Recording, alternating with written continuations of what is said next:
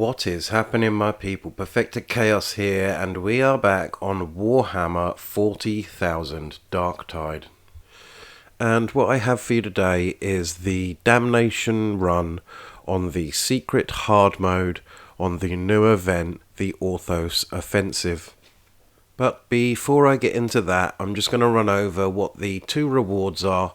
So you get a penance, which is worth 5, and it says, the bell tolls for thee, completed the Orthus Offensive on Damnation threat after unlocking secret hard mode. The second reward you get is a new insignia called the Orthus Champion. It's just a slight variation from the other reward, but both pretty cool, and wow, what a struggle it was for me to achieve this. But without further ado, I'm going to break straight into the gameplay, and we will cover together kind of some tactics and what I thought worked and perhaps might help you in achieving yours. So first things first, I'd like to give a shout out to the 3 teammates that I ran with.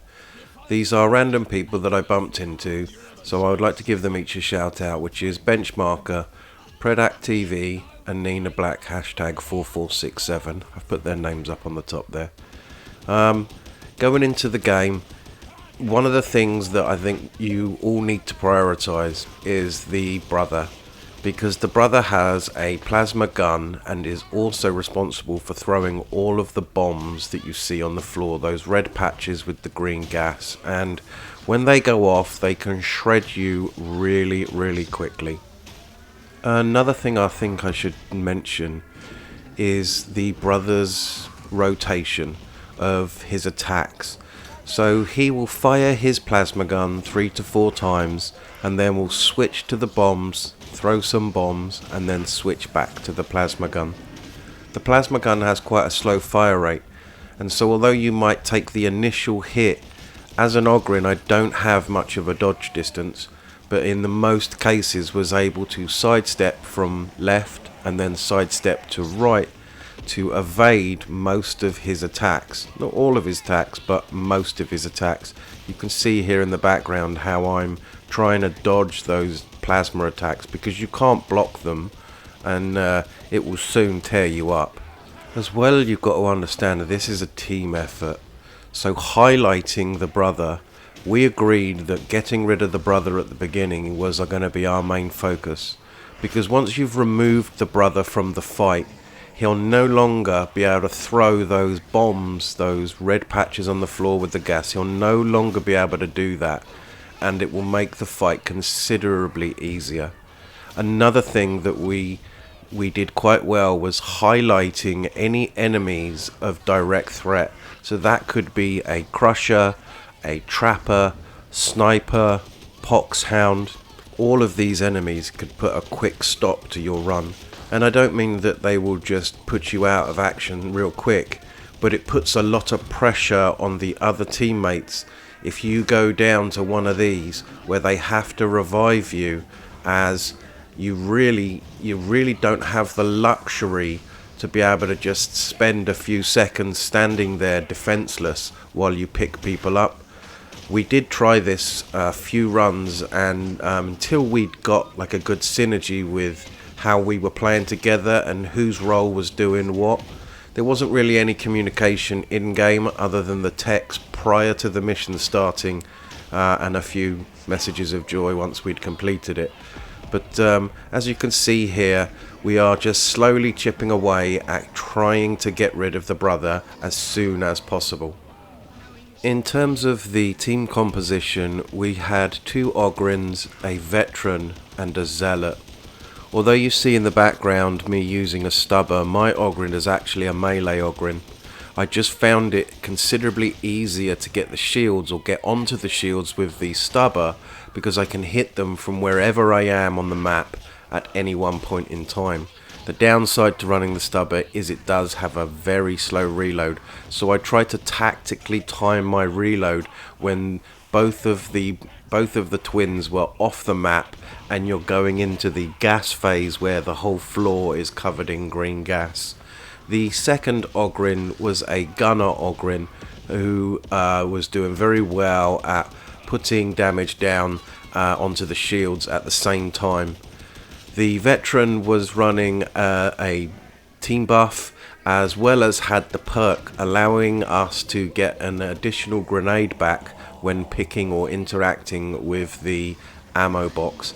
And then we had the zealot, and the zealot was fantastic at going around, had a very speedy knife, and was setting off the bombs, allowing us to have better movement and movability on the map at the time. As I said earlier, those bombs can shred you really quickly.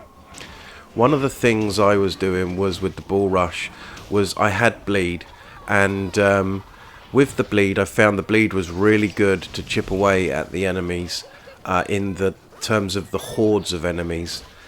It's not easy to deal with the twins, as well as having all of these enemies on the map. So although I was shooting the shields, I wasn't putting too much damage down on the twins themselves. I was trying to focus on getting the shield down and then going back to ad clearing, or at least running the bull rush through the twins so that the bleed proc was on him, whilst then going back to dealing with the ads.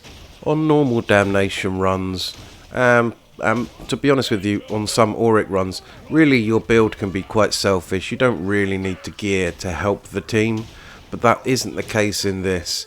You really do need skills to benefit the team, because you're in such a small close proximity of fighting, and there's so much going on that having the veteran being able to buff with the toughness with an overshield, as well as the zealot, was just brilliant. So without the brother in the fight, and just having the sister remaining, it really didn't take very long at all before we were able to finish the match.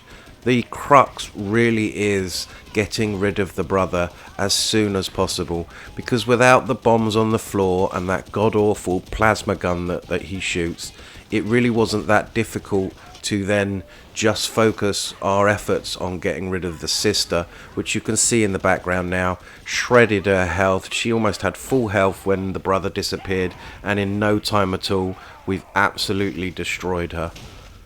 So I am super proud of the 3 randoms that I ran with. We did a fantastic job together.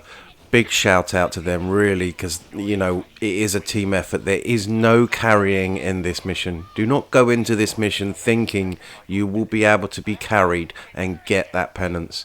I just don't believe it's possible. It takes all 4 of you to do your absolute best, which these 3 guys did. So big shout out to them. With that being said, that brings an end to this video. If you are interested, I will put a message down in the comments, and if that message gets enough likes, I will share the build that I ran in this. But that's the end of this video. Thank you so much for watching. If you've enjoyed this, hit the like button, and to see more from me, hit the subscribe button, because hitting the subscribe button lets me know that you care about my channel and would like to see more content from me, so I can continue making videos for you guys. But my name is Perfected Chaos. Thanks again, and I shall catch you guys on the next one. Peace.